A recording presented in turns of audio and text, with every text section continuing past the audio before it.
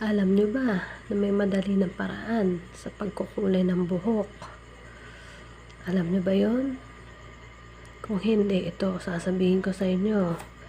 Pinakikilala ko sa inyo si Ageas Herbal Hair Dye Shampoo.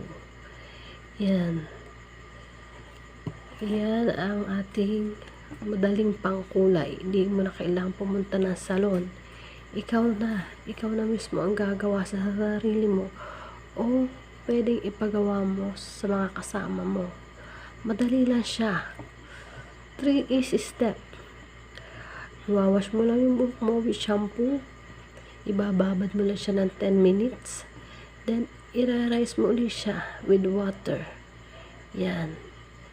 Yan ang ating Ageas Herbal Hair Dye Shampoo. 3-in-1. 3 steps.